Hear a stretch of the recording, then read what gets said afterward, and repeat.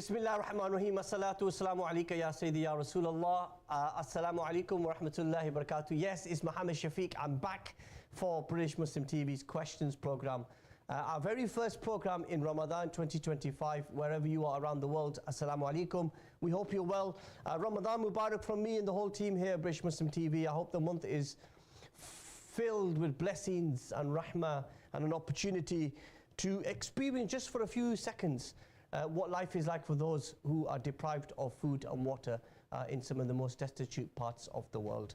And as we participate in this beautiful month of Ramadan, let us remember all those around the world who are suffering, particularly our brothers and sisters in Palestine, in Gaza, in the West Bank and in East Jerusalem, particularly in Gaza, who are seeing 47,000 of their fellow Palestinians being killed, their homes destroyed, and now we hear the very sad news that the Israeli government has blocked any further aid into Gaza. Obviously, we will keep a close eye on that, inshallah, in the days and weeks to come. During Ramadan, my program will be at 4 o'clock every Monday, live here on British Muslim TV. We're on social media, on satellite around the world, wherever you are. Sit back as we take benefit from an extraordinary individual, inshallah al-Aziz, Sheikh Sayyid Hamza Ahmed Saab, who is connected to this great Sufi shrine of Jalalpur Sharif from Pakistan, is going to be joining us live from Canada in a few seconds. But before we do that, let me remind you how you can get in touch with the show. You can call us on 01924 231 083. You can also WhatsApp me on the number which is on the screen, and also if you've got a comment that you want us to consider or a question, please do message us on social media on our various platforms. But let's get started on the program tonight. Well, should I say this afternoon, because it's not tonight. I'm so used to saying tonight. This afternoon, this program today has been dedicated to discussing the greatness of the Ahlul Bayt. How do we love the Ahlul Bayt? Who are the Ahlul Bayt? And how did the Sahaba, the companions of Rasulullah sallallahu alaihi wasallam, love and interact with the Ahlul Bayt?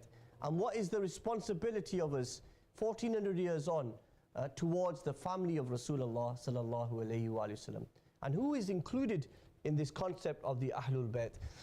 My special guest, as I said, Sheikh Hamza Ahmed, is joining us live from Canada.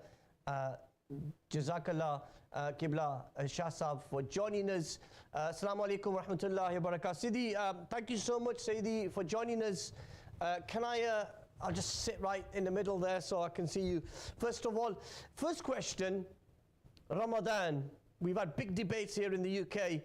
How is it in Canada? Do you see the moon? Do you just follow Saudi, or how does it work for you? وعليكم السلام ورحمة الله وبركاته. بسم الله الرحمن الرحيم. جزاك الله خير وياكم as well to you. May Allah subhanahu wa ta'ala bless you. It's a blessing to be here. And Ramadan Kareem, Ramadan Mubarak to everyone who is watching. May Allah subhanahu wa ta'ala make this a fruitful and blessed Ramadan for you all, inshallah. And to answer your questions, there's three methods in Canada that they have. The first one, of course, is following Saudi Arabia. So a majority of people do follow Saudi Arabia. So whenever they announce, the Eid is followed with Saudi. The second is, of course, the Sunnah, and the method that we prefer and use is to actually go and sight the moon with your eyes, of course, using binoculars or any other sort of technology. That is the second method. And the third method is calculations. So ISNA and other organizations within North America and Canada use calculations. And these are the three.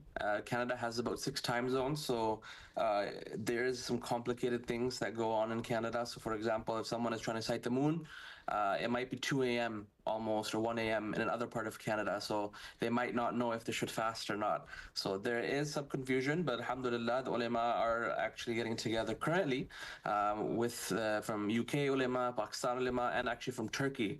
And they're actually looking to use the method from Turkey as well. Because the method in Turkey is totally calculations. They don't look for the moon. They just take what the observatory reports and base their calendar on that. Do you think how popular is local sighting? Because obviously on Friday, the moon was possible to be seen in sort of the west of Canada and the United States? Yes, alhamdulillah, we saw the moon, alhamdulillah, and we did the Eid, and of course it fell the same as many places in the world like Saudi Arabia. Calculation based, of course, as Turkey has done, or Turkey. So our ulama are getting together and they're speaking about this. So inshallah, let's see how it goes. But of course, the local sunnah Saudi sighting is what we would always use. But of course, like I mentioned, the time zone issue. So the muftis have also are discussing this currently because, like I mentioned, in one part of Canada, it might be almost 1 or 2 a.m.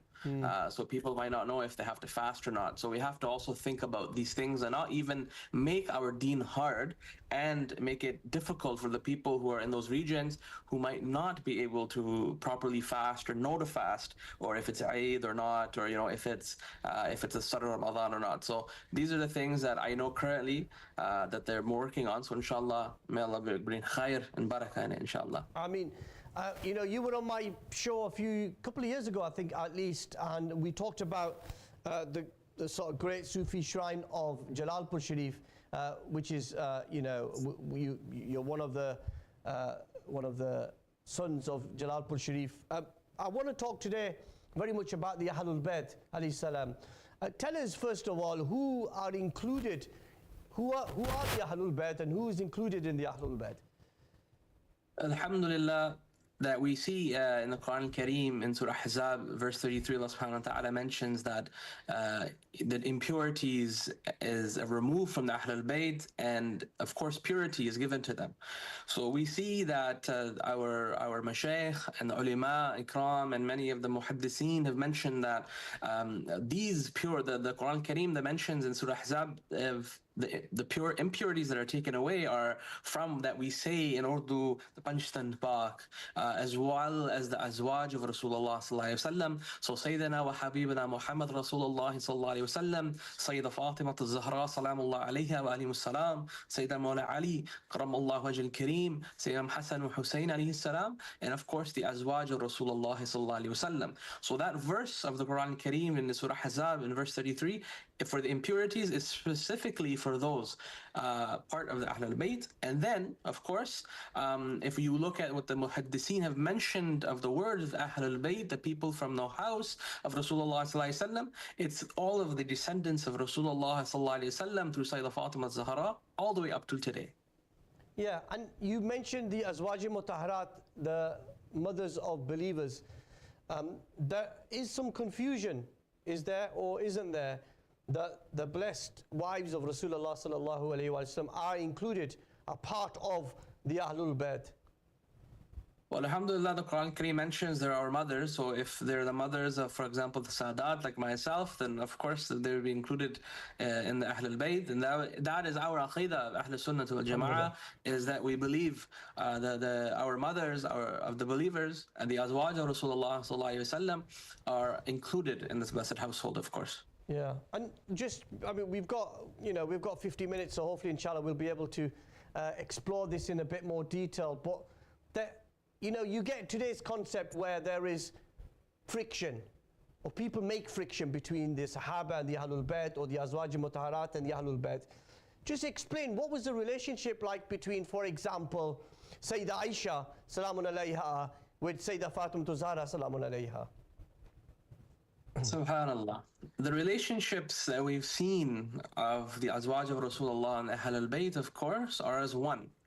So we have to think of the issues that we've seen in history and keep saqut, which is not to speak about them, but to think of them as a test as well as a learning lesson for us Muslimin, of the Muslim of the Ummah of Rasulullah sallallahu alaihi wasallam. So the relationships that the Ahlul Bayt, as well as the Azwaj of Rasulullah, the Ashaba Ikram, they all were as one. And they're always seen as one. Of course, people will bring up things in history and this happened and that happened, but subhanAllah, we have to look at that from a lens of a test as well as a lesson. So we see the relationship of Sayyidah Aisha Siddiqa radiallahu anha. We see the relationship of her and Sayyidah Fatima as a beautiful relation, as like a mother and daughter relation. And then we see the relationship of, for example, Sayyidina Abu Bakr as-Siddiq radiallahu anhum and Sayyidina Mawla Ali alayhi salam wa karramallahu wajhal kareem, that Sayyidina Abu Bakr as-Siddiq mentioned that looking at Sayyidina Ali is ibadah. So these are Sahih hadiths. And we have to see, and I'll mention a story of Abdullah ibn Umar radiallahu anhum. If you remember the story of Sayyidina Umar and Sayyidina Imam al-Hussein alayhi salam. So let's look at the love. There were children, so both Imam Hussein and Hazrat Sayyidina Abdullah ibn Umar, and Imam al-Hussein said to him that you are my servant. And Sayyidina Abdullah ibn Umar, of course he was a child, he got very upset. He went to his father, Sayyidina Umar radiallahu anhu, and he said, "Oh my father, Ya Walid," he said, Sayyidina Imam Hussein said to me, and I'm upset, he said to me that we are his servants. And Sayyidina Umar asked him, he said, what? He said, we are his servants. And he said, Subhanallah, can you go ask Imam al-Hussein to get that in writing? So we see these stories of Subhanallah and Allahu Akbar, the beauty that the Prophet ﷺ brought to the light of his Ahlul Bayt, and the beauty of his ashab, and to the beauty of his azwaj. Alhamdulillah. Yeah, and you know, you often refer to the hadith. I just remember another hadith where I read about Sayyidah Aisha salamun alayha, watching Sayyidina Abu Bakr Siddiq sit and stare at the face of Sayyidina Ali radiallahu ta'ala anhu. And when Sayyidah Aisha asked him, why are you doing that? He said, did you not know that looking at the face of Ali is ibadat? And if there was any friction between these great institutions, we may see it today because of what people say and the propaganda, but in reality there's a very close bond and respect amongst these institutions. In reality is that we seek their intercession. And the reality is they're already in Jannah and they're already together. So we are on earth are not guaranteed anything, and we're arguing about these beautiful human beings and these beautiful souls and these beautiful ones who came in this dunya who are already together. And the Prophet ﷺ mentioned, you are raised with the ones you love. And alhamdulillah, we see that Ahlul Bayt, they loved each other, no matter who they were. You see the relationship of Sayyidina Ali alayhi salam and Sayyidina Abu Bakr, Umar, Uthman, and the Khulafai Rashideen. And of course, a lot of people forget in the Khulafai Rashideen, Imam Hassan alayhi salam who ruled for 6 months. So we have to always remember in the Khulafai Rashideen, Imam Hassan alayhi salam is also mentioned. I don't know, so isn't it interesting how some people completely disregard those 6 months of Sayyidina Imam Hassan's rule as part of the Khulafai Rashideen 30-year period? Unfortunately, in today's time, what I'm seeing is Nawasib, is the Nawasib who the enemies of Ahlul Bayt and the ones who are jealous of the Ahlul Bayt are in high numbers. And these people, in my opinion, are like wolves in sheep's clothing. So they will pretend they're big muftis and sheikhs and this and that, but they try to bring down the love of Ahlul Bayt. And I remember many times that I would make a post of the Ahlul Bayt and someone would comment that, oh, you have to speak about Sayyidina Abu Bakr, Umar, or Uthman radiallahu anhum. And I mentioned, and I said that, subhanAllah, they have their own maqam. They have their own ranks, and this post is directed towards the Ahlul Bayt. But when I mention... sorry to interrupt you, but I think it's a really important point that when you see the zikr of Ali or the zikr of the Ahlul Bayt, that somebody starts talking about Sayyidina Abu Bakr Siddiq or Sayyidina Umar or Sayyidina Uthman, and vice versa as well. When somebody's doing the zikr of Sayyidina Abu Bakr Siddiq radiallahu ta'ala anhu, they say, well, what about Hazrat Ali? And it's become kind of like a comparison between two great institutions as well. You're absolutely correct, but then we have to remember Man kuntu mawla fahad Ali mawla. And then you have to remember Anna Madinat Ilmi wa Ali Babuha, that I am the city of knowledge and Ali is its door. But there is no comparison. So we cannot compare the Ashab Rasul and the Ahlul Bayt. It's like comparing two different things. The Ahlul Bayt alayhi salam are the Ahlul Bayt, and the Ashab Rasul are the Ashab Rasul, the companions of Rasulullah. For as us, we believe and love them both, alhamdulillah. But there shouldn't be any friction. Unfortunately, people today they don't learn the deen. They don't learn, and inshallah in this program we will speak about the likes of Imam Shafi'i, Imam Ahmad bin Hanbal, Imam Malik, and Imam Abu Hanifa, how they learned from the likes of Sayyidina Ja'far Sadiq alayhi salam, from the likes of Sayyidina Nafisa, and all the way from all of these big names, Sayyidina Abdul Qadir Jilani rahmatullah alayhi, Sayyidina Marufi Karhi rahmatullah alayhi, all these big Kabireen, the Kabir awliya, they either were from the Ahl al-Bayt or they learned from the Ahl al-Bayt. So we can never stop the dhikr. وَرَفَعْنَا لَكَ ذِكْرَكَ for Rasulullah sallallahu alayhi wasallam. But when we mention Rasulullah, don't forget in your prayer, you're sending salat and salam upon Rasulullah and his aal. So never forget that. Yeah. And it's often interesting when you talk to some people, what we would class as Khariji, people who have, wa na'udhu billah, I don't know if the word hatred is appropriate in this sense, but they have disregard for the great status of the Ahlul Bayt. When you talk to them, they often, and when you say to them, the point, you made around your namaz is not complete unless you send durood upon the Ahlul Bayt, the Al as well, and that's really important as well, isn't it? Of course, in salawat we read, and even in your prayer, you're sending salat and salam upon Rasulullah sallallahu alaihi wasallam and his family, his aal. So unfortunately, our history is very bleak, and we will come into that, towards the Ahl al-Bayt. So the first tragedy we see is the tragedy of Karbala, the tragedy of Imam al-Hussein alayhi salam. And many Muslims forget the sacrifice of this great Imam al-Hussein, who the Prophet ﷺ loved. And I'll take everyone back to Medina, and if you remember, the Prophet ﷺ would be giving his Jummah khutbah, and imagine the majestic Rasul standing on the minbar with his majestic face and his beautiful beard and his beautiful zulf, and you can see the light of Allah subhanahu wa ta'ala transmitting through Rasulullah, and he's standing on his minbar, and Imam Hussein alayhi salam runs on the minbar, and Rasulullah sallallahu alaihi wasallam stops his Jummah khutbah, and he says, whoever loves Hussein loves me, and whoever is against or dislikes Hussein is of course against me and against Allah subhanahu wa ta'ala. So you have to love Imam Hussein, and you can see that Imam al-Hassan, Imam al-Hussein, we don't read their lives. Wallahi, if you just read the seerah of these beautiful human beings, but these beautiful majestic souls that Allah subhanahu wa ta'ala created, Allahu Akbar, that the sacrifice of Imam Hussein that he gave for his grandfather's deen in Karbala, and he saw his sons murdered. And Allahu Akbar, I just went to Karbala a few months ago, and I was sitting at his tomb, and I was remembering, and I was crying, and I was saying how people have forgotten the sacrifice that you've done. But alhamdulillah, Allah subhanahu wa ta'ala does not forget the sacrifice. That wallahi, if Imam Hussein made dua to say, Ya Allah, may this not happen, may I defeat the forces of Yazid, wallahi, Allah would have sent an army of angels to completely destroy that army. But the beauty is they leave whatever Allah has written on the Lawh-e-Mahfuz, whatever Allah has willed, they accept that will. So we have to remember, no matter what difficulties we have in life, we have to accept the divine will of Allah subhanahu wa ta'ala. You know, Sheikh Sayyid Hamza, powerful reminder of the sacrifices of Sayyidina Imam Hussein alayhi salam.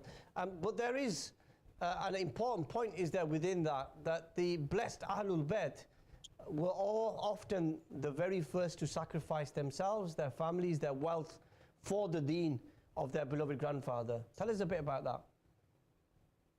Subhanallah, that we see the tragedies of Imam al-Hassan alayhi salam, who passed away, who was shaheed very young, and then we see the tragedy of Imam al-Hussein alayhi salam.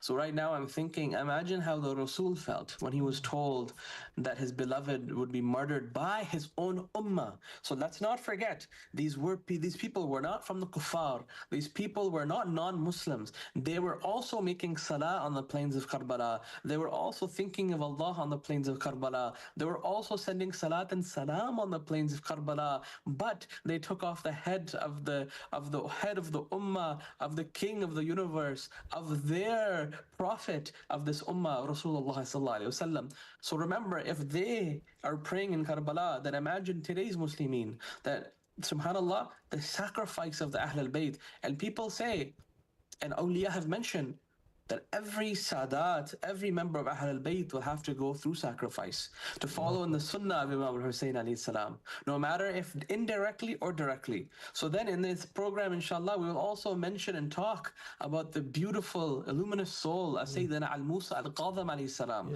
where Imam al-Shafi'i mentioned that that prayers are accepted in this maqam, as mentioned by Sayyidina Abdul Haq Muhaddis Delvi rahmatullah alayhi. And alhamdulillah, we will go through the lives of these, we call them the 12 Imams, but alhamdulillah, in the Shi'i, they believe in the 12 Imams, but as Sunnis, people forget we believe in them as well. We believe and love them. Of course, they are. We kind of, said, oh, they're not ours, but actually they are ours. For example, we have the great Imam Zainul Abidin, alayhi salam. Tell us a bit about him. He was the son of Sayyidina Imam Hussein. He was the only male child that survived the Battle of Karbala, the massacre of Karbala. Tell us a bit about him. He was also Shaheed. He was also somebody, subhanallah, who's buried next to his great-grandmother in Jannat al-Baqi. Subhanallah, Sayyidina Zain al-Abidin alayhi salam. What can I say other than whose son was he, of Imam Hussein? And who was his great-grandfather? And who was his grandfather? And we see Imam Zain al-Abidin alayhi salam was the one he would pray over 1,000 rak'ah a night of nawafil prayer. He was always in ibadah. And of course, his name, Zain al-Abidin, the ornament of prayer, Sayyidina Imam Zain al-Abidin alayhi salam. And we also have to remember the sahih of this story, and the story of how one of the killers of Imam Hussein came to Medina Munawwara in front of Zain al-Abidin alayhi salam, and Imam Zain al-Abidin gave him money, gave him food, gave him everything, and he said, "Don't you know who I am?" And he said, "Yes, I know you are the one who was there to kill my father, Imam Hussein alayhi salam, but we are from the Ahl al-Bayt. We have to love and forgive." So you can see just the mindset of this Imam, the mindset and the love of Imam Zain al-Abidin. And you can see how Allah subhanahu wa ta'ala made it a blessing, because if Imam Zain al-Abidin was shaheed upon the plains of Karbala, then I wouldn't be speaking to you here today, because we descend from Imam Zain al-Abidin alayhi salam. And many of no Husayni Sadat would exist if Imam Zain al-Abidin would not have lived. But his life was full of prayer, of giving, of sadaqah, of helping the poor. And this is Imam Zain al-Abidin. And we should remember his likes, and we should remember his history. And he was not just a religious figure, but we have to look at him, how beautiful was his qualities of a father, his qualities of a leader, and his qualities to lead the ummah in spirituality. And he was a master in fiqh, he was a master in hadith, and he was a master of the Islamic sciences. So he was not just a spiritual personality, but he was also a religious personality to spread the light of his grandfather Rasulullah sallallahu alaihi wasallam. Yeah, that's powerful. And then you think about the ultimate sacrifice that he had to see his father, his uncles, members of the Ahlul Bayt who were massacred on the plains of Karbala, and then have to continue that legacy, the work of Rasulullah, his beloved deen. We then get to Imam Baqir, alayhi salam, the son of Sayyidina Imam Zainul Abidin. Tell us a few snippets about the greatness of this Imam. Muhammad al-Baqir alayhi salam, subhanallah, he was at a time that Islam was rising. And of course, we see that the likes of Imam Abu Hanifa were learning from the likes of Imam Jafar al-Sadiq. Muhammad al-Baqir, of course, alayhi salam, was the teacher, of course, of his son, Sayyidina Jafar al-Sadiq. And you can see the beauty of Imam Muhammad al-Baqir, where he lived in Medina al-Munawwara and he taught. And he inherited from his grandfather Imam Hussein, from his great-grandfather Sayyidina Ali, and from Rasulullah sallallahu alaihi wasallam. And they say Imam al-Baqir alayhi salam, he looked a lot like Rasulullah sallallahu alaihi wasallam, and he was of immense beauty, and his teachings, and people attend his dars.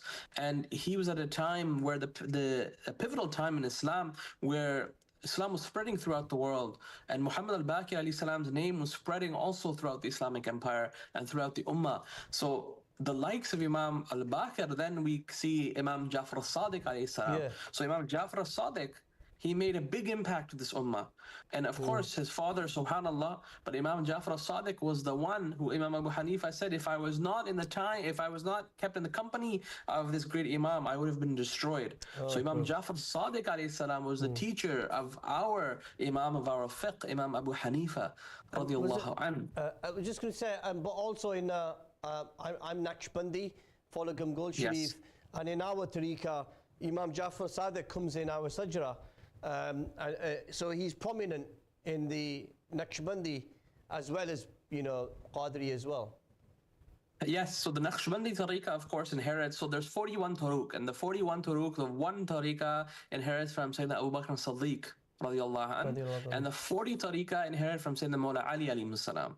So the beauty of the Naqshbandi tariqah is it goes back also to Mawla Ali, to Imam Jafar as-Sadiq alayhi salam. So they all the connection. And I mentioned that the tariqah, the root of every turuq is Sayyidina wa Habibina Muhammad Rasulullah sallallahu alayhi wa sallam. And every branch is every tariqah. Whatever tariqah you follow, it goes back to the root of the Muhammadan love and the Muhammadan light.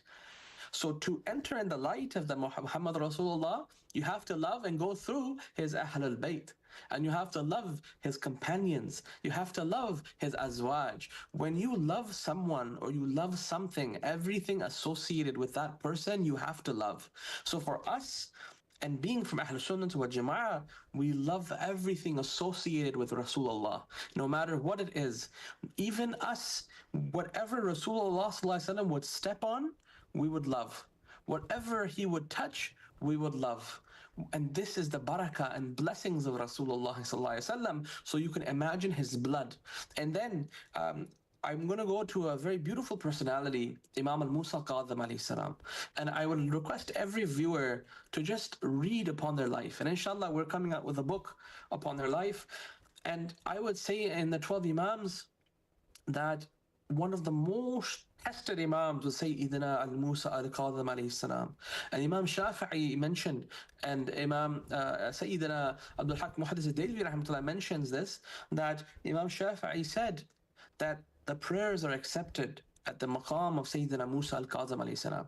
And I've been to Iraq multiple times, and I can say that is one of my favorite places to be. And the sukoon, the sakina, the tranquility. And Sayyidina Musa al-Kadhim alayhi salam was kept, if you go on YouTube, you can search, he was kept in a little tiny room for many, many years. And he was subjugated in that room, he was kept in that room as a torture, because his name was rising in the ummah. But the lovers will always find a way. And they murdered him with poison, and his body was left on the bridge. And then his lovers brought him to Qazmain, as known today, and buried him. But subhanAllah, was he not a beloved of Allah subhanahu wa ta'ala? Was he not a beloved of Rasulullah? Allah loved him. Rasul loved him. And he was, Allahu Akbar, Musa al-Kadhim alayhi salam. The beauty of the Ahlul Bayt. But his majority of his life was spent in a small dungeon, and they would hardly give him food, and the air would be so thin that he would have to go up and try to get air. So these were what happened to the Imams. And also, I wanted to mention, let's not also forget about Sayyidina Imam al-Hasan alayhi salam's ulad. Allah Akbar. So Imam al-Hasan's ulad also went through tragedies. Yeah. So they also went through these type of things. And a lot of people now honestly today forget about Imam al-Hasan and forget about his ulad and how they went through the trials and tribulations. And they, yes. So you just said just on that, so it's also true that Sayyidina Imam Hussein's offspring were also massacred on the plains of Karbala. Imam Hassan's. Yeah. Yes, yeah. Imam Hassan alayhi salam's, his son, yes, his children. Of course, and we also shouldn't forget Sayyidah Zainab, sallallahu alayhi salam, and her sacrifices, subhanallah. And you should read about these things. And of course, we could talk about this for days and years, and that's not even enough about their greatness. But inshallah, we can keep different segments. But Sayyidah Zainab's sacrifice for her brother Imam al-Hussein and the love. And then I also don't want to forget another personality of Sayyidina Abbas Alamdar alayhi salam, who was the stepbrother. Yeah, who was the stepbrother of Sayyidina Imam Hussein alayhi salam. But also, I was interested to also read that, if there was, let's just work on the assumption here that there was friction between the Ahlul Bayt and the Sahaba, why did Sayyidina Ali name his sons from a different wife to Sayyidah Fatima Zahra salamun alayha? He named them Abu Bakr and Umar and Uthman. And if he did have any friction or negativity, wa na'udhu billah, Allah forgive us for even thinking of this, towards the Sahaba, then he wouldn't be naming them after Abu Bakr, Umar, Uthman. That is, of course, alhamdulillah, that is an excellent point. But also, we have to look at history, and the history says that what happened to Sayyidina Ali alayhi salam. So a lot of people come with stories and things that, a'udhu billah, that Sayyidah Fatima was murdered and this was done by the companions. But I ask you, what happened to Sayyidina Ali? The Sher-e Khuda, Mushkil Kusha, what happened to him? Can you hear me? I can't hear you. You can carry on talking, I can hear you. Yes, okay. I can hear you now. Yeah, sorry. So, no problem. So we have to see what happened to Sayyidina Ali alayhi salam. So he named his children after them, number one. And number two, in history, you have to see that nothing happened after that. Sayyidina Ali alayhi salam, of course, he loved the companions, but if something actually did happen, Sayyidina Ali would mention it. He would go on the minbar, and of course, Sayyidina Ali, subhanAllah, he's the sword of Allah subhanahu wa ta'ala. You think he wouldn't mention it? And then the Imams after him, you think they wouldn't mention if there were some issues between them and the companions? And then the Imams after the Imams.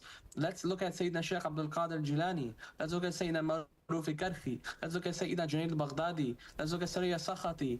Let's look at Sayyidina Imam Ghazali, Muhyiddin ibn Arabi, Khwaja Mu'inuddin Chishti, Sayyidina Jalaluddin Surkhposh Bukhari. Let's look at all of these great, Sayyidina Data Ganj Bakhsh Ali Hajweri. Let's look at all of these great awliya who came from the little bit after the Tabi'in and very close to Rasulullah's time, and they had immense love for these personalities, and we look at them as our religious figures and our religious heads and spiritual authorities, and they all loved the Ahlul Bayt and the Sahaba of Rasulullah. And myself as Sayyid, from the family of Sayyidina Jalaluddin Surkhposh Bukhari of Sharif, which every Bukhari Sadat in Pakistan descends from.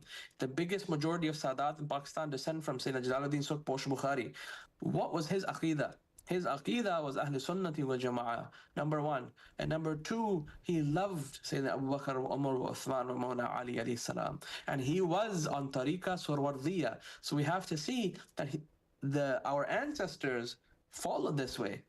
So they did not say anything, na'udhu billah, against the companions or the wives of the Prophet or any of these things. So alhamdulillah. Alhamdulillah, it's beautiful. Obviously, we were talking about the greatness and where do we begin and where do we end of the great court of Sayyidah Fatima Zahra salamun alayha. And I'm sure, inshallah, if it's agreeable, we will probably do a program.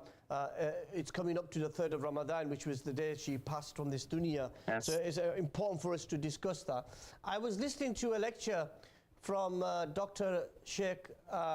Muhammad Al-Qadri Sahab, and he says in his lecture that in his 40, 50 years of going to Madinatul Munawwirah, he would never go to Rasulullah and ask of Rasulullah to intercede to Allah subhanahu wa ta'ala. He said he would go to Sayyidah Fatima Zahra's in Jannat al-Baqi and say to Sayyidah Fatima, Ya Fatima, Ya Zahra, ask your beloved father to intercede on my behalf to Allah subhanahu wa ta'ala.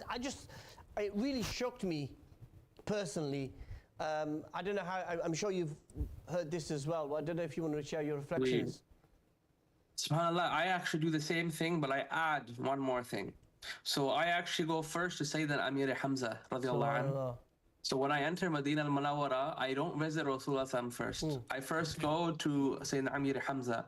After Sayyidina Amir Hamza, I go directly to my great-grandmother Sayyidah Fatima Zahra.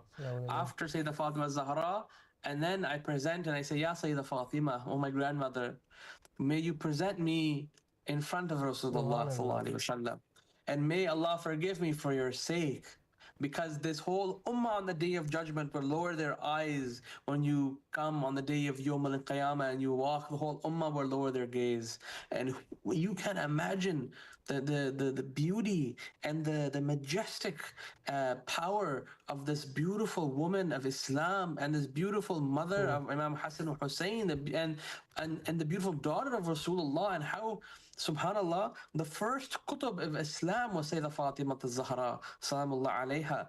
And then after I would present my salam there, I would go to Sayyidina Rasulullah and I said, Ya Rasulullah, I have come to say, first I visited your beloved uncle Sayyidina Amir Hamza, and then I went to your blessed daughter Sayyidah Fatima, and now may you accept me in your presence. So this is the adab from learn from the awliya or salihin. And then, sorry, no, please go ahead. And then, sorry, I also wanted to mention, if I mean the adab of Imam Malik radiallahu anh, that Imam Malik would never use the washroom in Medina al-Munawwara, and he would go barefoot.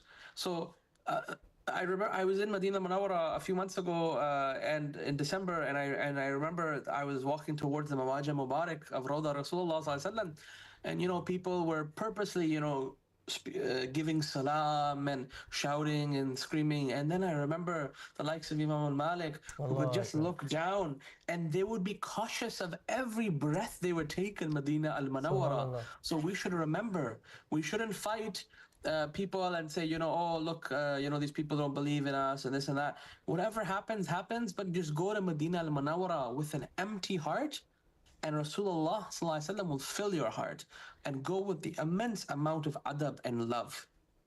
SubhanAllah, it's beautiful. You talk about that Sayyidah Fatima Zahra salamun alayha, and a greatness of her, the purity around her being protected from sin or from mistakes. We know we had a gentleman who said something which was remotely confused people. What is how do you present yourself in the court of Sayyidah Fatima Zahra salamun alayha?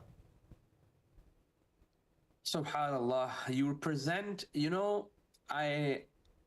I also sometimes I feel very shy to even say her name without even wudu or anything, and even with wudu I sometimes refrain myself from even saying her name, because, and Allahu Akbar, it's hard for me to even say, because the purity of this woman, and not just a woman, but an identity of Islam, of Sayyidah Fatima al-Zahra salamullah alayha, and the tests that she went through.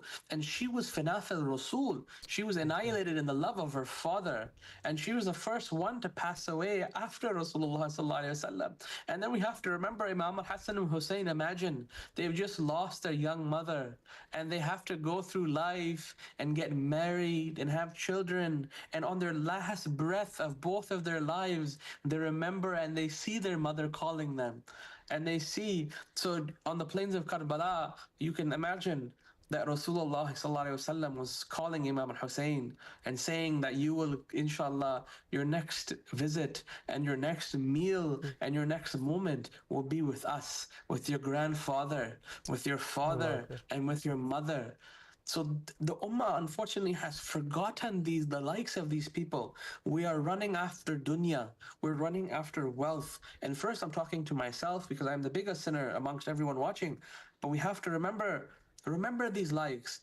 And the secret I wanted to mention in this show is salawat an-Nabi sallallahu alayhi wasallam. And a lot of people who are watching, and brother, and yourself and everyone who's here, anyone who has difficulties, turn towards Allah and Rasulullah sallallahu alaihi wasallam. But to get to Allah subhanahu wa ta'ala, we have to go through His Habib, because you will never find Allah without Muhammad sallallahu alaihi wasallam. And everything in this universe is revolved around the love of Rasulullah sallallahu alaihi wasallam. So please, everyone watching, take a few minutes out of your day. Take 10 minutes, 20 minutes, and increase. Make salat and salam upon Rasulullah. And I promise you, Wallah al-Azim, I promise you that your life will become full of barakah, full of khair. You will get shifa, and Allah will grant you all your du'as and hajat because of the salat and salam upon Rasulullah sallallahu alaihi wasallam. This dunya is ending. Myself, I cannot guarantee I will live in the next 10 minutes. Everyone watching, we don't know when we will leave dunya. But the only thing that will help you is the love of Rasulullah. Because in that grave, when they ask you, what do you say about this person? And that person is Rasulullah sallallahu alaihi wasallam. You're upon the deen of Rasulullah. And one last thing I want to mention also, this world is for Rasulullah. The Qabr is for Rasulullah. The Pul Sirat is for Rasulullah. The Arsh is for Rasulullah. Hawd al-Kawthar is for Rasulullah. Yawm al-Qiyamah is for Rasulullah. Every prophet will go for intercession to Rasulullah. So we have to love Rasulullah. We mention him, remember him, recite Dalal al-Khairat and cry for him, and wallahi you will see him in your dreams. And one thing I would love to everyone to recite is Dalal al-Khairat by Imam al-Juzuli rahmatullah alayh, because when you say Salat and Salam, you will automatically love Rasulullah, Sayyidah Fatima, Sayyidina Mawla Ali, Imam Hassan, Imam Hussein, alayhimus salam, and you will love them, and wallahi your dunya wa fil akhirah will be in happiness and bliss. SubhanAllah.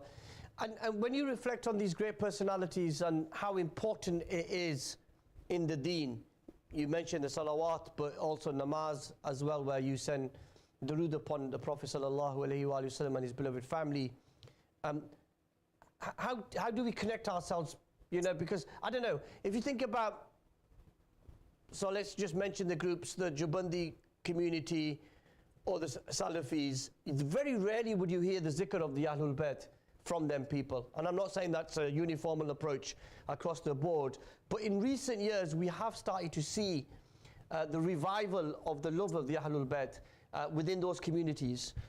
How important is it that we do not disconnect the deen from the love of the Ahlul Bayt? The love of Ahlul Bayt is the deen. Because without the love of Ahlul Bayt, the deen is incomplete. Because in the deen, in the fard is your prayer. And in the prayer, you're sending salat and salam upon Rasulullah and his al. And then I also wanted to mention a hadith, the hadith of Sayyidina Nuh alayhi salam's ark. Those who come on the ark and who are saved by the ark are the ones who are safe, and the ones who do not come on the ark are left alone. So the Ahlul Bayt are like Sayyidina Nuh alayhi salam's ark. So if we see, subhanallah, Imam al-Hakim, if we look at the likes of Imam Tabarani, and they've mentioned this hadith, and Imam Ahmad bin Hanbal as well, that this is a Sahih hadith. So Sayyidina Nuh alayhi salam's ark, and it's a beautiful hadith, the Sayyidina Nuh alayhi salam's ark was of salvation, of saving one person, and saving your faith, and saving your iman. And we see that Sayyidina Nuh alayhi salam, his son didn't even join the ark, right? And he perished. But the ones who do not want to perish in dunya, they will find the ark of salvation being the Ahlul Bayt. And once you come in this ark, you will be saved. So we see these Sahih hadiths that the Sayyidina Nuh alayhi salam's ark is the Ahlul Bayt. So if we want to be saved in our iman, we have to love the Ahlul Bayt. And unfortunately today, people will say, if you speak about the Ahlul Bayt, they'll say, oh, you're from a specific sect, you're a Shia. But no, that is not it. The Sunni doctrine and the authentic Sunni way is the love of the Ahlul Bayt alayhimus salam. That there's no compulsion, there's nothing else except Allah, Rasul, Ahlul Bayt, and the love of the companions and the azwaj all automatically come into that. But you have to remember, Islam is based on the Ahlul Bayt. Without the Ahlul Bayt alayhi salam, a lot of the deen today would not exist. And you would ask how. In India today, majority of people would not be Muslim in India and Pakistan. Pakistan would not exist because the likes of Sayyidina Khwaja Mu'in Chishti, who converted over 1 million people, was from the Ahlul Bayt. The likes of Sayyidina Shaykh Abdul Qadir Jalani rahmatullah alayhi, who was the Hassani and Hussaini Sayyid, they would not exist without the Ahlul Bayt. The likes of Sayyidina Data Ganj Bakhsh Ali Hajweri, and so many awliya. And also the beauty of a wali I want to mention, Sayyidina Ma'ruf al-Karkhi rahmatullah alayh, and the awliya salihin mention that his grave is also a grave of acceptance of dua. Sayyidina Ma'ruf al-Karkhi, and he was actually the student, and he converted to Islam at the hands of Imam Ali Rada alayhi salam. So these Ahl al-Bayt have put the love in the ummah. And then, as being a Sunni, we have to remember, Imam Abu Hanifa, he supported the revolution of Imam al-Zayd alayhi salam. And he gave money towards it. Then we have to see Imam Abu Hanifa was a student of Sayyidina Jafar al-Sadiq alayhi salam. We have to see that Sayyidina Imam al-Shafi'i was also a student and learned from Sayyidina Nafisa in Egypt, in Misr. And she was the great-granddaughter of Imam al-Hussein alayhi salam, and Hassan Husseini Sayyid, and Imam Sayyida Nafisa alayhi salam, she, subhanallah, even today in Egypt and Misr, everybody visits her maqam. And she was a source of light, and she was a teacher. She taught the deen of her ancestors, Imam al-Hassan alayhi salam, and of her ancestors, subhanallah. So Sayyida Nafisa, people forget her, but should remember that she taught the likes of Imam al-Shafi'i. And we look at Imam Malik and Imam al-Ghazali. Imam al-Ghazali also mentions that this deen is based on the love of the Ahl al-Bayt. And also for the ones who are studying and the students of knowledge, Sheikh Yusuf al-Nabhani rahmatullah alayh. Sheikh Yusuf al-Nabhani rahmatullah alayh has written beautiful books upon the Ahl al-Bayt, who the Ahl al-Bayt are, the love of the Ahl al-Bayt, and I recommend everyone to read the books of Sayyidina Yusuf al-Nabhani rahmatullah alayh, and you will see the love he had. Yeah, and subhanallah, I mean, I could listen to this throughout the whole day, and it's on our second day of Ramadan, your third day, which is obviously your third fast, which is obviously the day of the passing of Sayyidah Fatima Zahra Salamun alayha. Are you powerfully connected that bit about being Sunni and loving the Ahlul Bayt? When we look at the life of Sayyidina Abu Bakr Siddiq radiallahu ta'ala, Sayyidina Umar, Sayyidina Uthman, Sayyidina Bilal, or Sayyidina Khalid bin Walid, all this great Sahaba, what was their relationship like with the Ahlul Bayt? The relationship of all of the companions of Rasulullah sallallahu alaihi wasallam was beautiful with the Ahlul Bayt alayhi salam. Of course, now some things did happen in history, of course, and we won't speak about them today, but things did happen in history where there was fitna and things did occur. But we have to look at what majority happened, and that was the love of the Ahl al-Bayt and the love of Sayyidina Ali alayhi salam. But I also want to mention that Sayyidina Ali alayhi salam went through many tests as well. He had many enemies, and a lot of people, of course, were jealous against Sayyidina Ali alayhi salam. And I also want to mention that if we look at the books of hadith, we also see in the Sahih Sitta, we see Imam al-Nasa'i. Imam al-Nasa'i, in Sunan al-Nasa'i, how did he pass away? So Imam al-Nasa'i wrote the virtues of Sayyidina Ali alayhi salam, and he was martyred because of his excessive love, they say, for his love of Sayyidina Ali alayhi salam. And then we look at Sayyidina Hur bin Adi radiallahu anhu, that he was martyred for his love of Rasulullah sallallahu alaihi wasallam.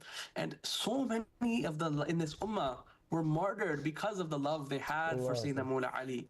And things in history absolutely did happen. I'm not saying they never did, but we have to also see the tragedies that happened. So these were the tragedies that Sayyidina Ali alayhi salam was looked down upon. People would try to take his name out of books. Imam al-Nasa'i, in our Sunni books, he is one of the hadiths that we look at. And the books we look at, he was martyred for the love of Sayyidina Mawla Ali. And the great likes of Hujr bin Adi radiallahu anhu, if you want to see his name and Google, his maqam is in Syria. And he was martyred because of his love. He was beheaded for his love of Mawla Ali. And so many people were murdered and killed because of the love they had for Sayyidina Mawla Ali alayhi salam. I certainly agree with everything you said there, Sayyidi. Isn't there a sense of, in modern day Islam or Muslim community, the Muslim Ummah, that we've made these great institutions, we pitted them against each other. And our history suggests that, you know, you talk about historical facts, but the reality is that there was immense love between these institutions. And who is anybody today to say that Sayyidah Fatima Zahra salamun alayha was on khata wa na'udhu billah, or that Sayyidina Abu Bakr Siddiq radiallahu ta'ala didn't love Sayyidah Fatima, or Sayyidina Ali, or that Sayyidina Umar didn't love. I mean, this is a phenomenon today that we've seen expanded on social media. What can we do to preserve our iman, but also not allow anybody to use the blessed Ahlul Bayt as a reason to downgrade the zikr of the Sahaba? Absolutely. The Ahlul Bayt and Ashab Rasul are the crowns of our heads. And we should always remember that. The Sahaba Rasul and the Ahlul Bayt are our iman and our love. And subhanAllah, they are already guaranteed paradise. They're already together in paradise. We here are not guaranteed even tomorrow or anything for that matter. So everybody here who's watching should remember that our aqaid is that we love the Ahlul Bayt, we love the Sahaba Rasul, and we love anything associated. Even Sayyidina Yafur, even Sayyidina Yafur, the donkey of Rasulullah. I respect Sayyidina Yafur. I say Sayyidina because for me, he's not just a holy donkey. For me, he's the crown of my head. Why? Because he even committed suicide upon hearing, he jumped in the well upon hearing of the love of Rasulullah. But because Rasulullah, that was his donkey. And that was associated with Hazrat Yafur. And I love everything associated, no matter if it was a camel, if it was a na'alan, a holy sandal of Rasulullah. That's why we wear the na'alan on our heads as a crown. So in reality, we should love everything, and we should stop the sectarianism. You are Sunni, you are Shia, you are Salafi, you are Sufi, you are Deobandi, you are Brelvi, and we should all come back to Muhammadur Rasulullah, to come back to the Deen and the Sirat al-Mustaqim, and forget the sectarianism and fighting each other. And even in the UK, unfortunately, and I see many places, even our own groups fight each other. Even no matter your own Sufi groups or Sunni groups, if you take 20 ulama, they'll all fight each other. We should go away from that and remember that this life is ending and we need to have the love of Rasulullah. And to answer your question, it is the love of Rasulullah, the lack of love of Rasulullah that is making people fight. If everyone loved Rasulullah, wallahi al-azim, we would all be fine. We would all live in bliss and peace. But it is the lack of remembering Rasulullah, his family, his companions, and his love that is making us do these things today. Yeah. We're coming towards the last few moments of the program, and inshallah, I hope this is going to be the first of many where we learn about the blessed personalities of the Deen. What's your message to our viewers watching this? Because often, and it's the same which you mentioned Imam Shafi, when he said that if loving the Ahlul Bayt makes me a Shia, then I'm the biggest Shia that is here. And that when we mention Ali, Umar, I often do this on social media when I put something up about Sayyidina Ali or Sayyidina Fatima Zahra salamun alayha, or Sayyidina Imam Hassan, Imam Hussein, or the blessed household of Rasulullah sallallahu alayhi wa sallam, that you get people straight away saying, oh, you're a Shia. How do we counter that in a very simple way? How can we explain that to the person who's putting those questions to us? To counter that is to see how Rasulullah sallallahu alaihi wasallam loved them, and how the proof of love is in our salah, is when we make salat and salam, no matter how much they want to take away his name, the al is always there. And the biggest counter is asking them, did Rasulullah sallallahu alaihi wasallam love them or not? Did Sayyidina Rasulullah sallallahu alaihi wasallam mention man kunta mawla fahadha Ali al mawla? Did Rasulullah sallallahu alaihi wasallam mention ana madinat al-ilmi wa Ali babuha? Did Rasulullah sallallahu alaihi wasallam mention all the fada'il of Mawla Ali? Did Sayyidina Abu Bakr as-Siddiq radiyallahu anhu mention that looking at Sayyidina Ali is ibadah? And if we look at Ibn Hajar, if we look at Imam Ahmad in his Munsad, if we look at Tabarani, Imam al-Hakim, if we look at all of these greats, if you look in their books, Imam al-Ghazali, and this is going more towards scholarship, Shaykh Yusuf Nabhani, rahmatullah alayh, Shaykh Muhyiddin ibn Arabi. If you look at all these greats and read their books, you will see the Fada'il, Imam al-Nasa'i, you will see the Fada'il of Ahlul Bayt. You will see as there of a pivotal love of the Muslim Ummah. And if you look at the hadith of Sayyidina Nuh alayhi salam's ark, is the ones who come on it, of course, who are saved, the Ahlul Bayt, like the Sayyidina Nuh's ark alayhi salam. That is the pivotal focus of this deen. So if people counter you, show them what the ones they follow. Imam Abu Hanifa, Imam Shafi'i, Imam Malik, Imam Ahmad bin Hanbal did. So we have to remember that. Well, thank you so much, Sidi. Sayyid Hamza Ahmed Saab from Canada. My pleasure. Thank you so much. Hopefully it's the first of many we can do in the weeks and months to come. Take care. Remember me and remember all the viewers in your prayers, Sayyidi. Ameen. Thank you so much. Jazakallah khair. Assalamu alaikum to everyone, inshallah. Wa alaikum assalam wa rahmatullah. There we have it. That was Sheikh Sayyid Hamza Ahmed from Jalalpur Sharif in Pakistan, but he's obviously based in Canada, reflecting tomorrow, which is the 3rd of Ramadan. For some of you, it's today. I know we started differently, but the passing of Sayyidah Fatima Zahra salamun alayha. May we forever love the Sahaba, and may we forever love the Ahlul Bayt. Thank you so much for joining us. We'll see you very soon. Assalamu alaikum wa rahmatullah.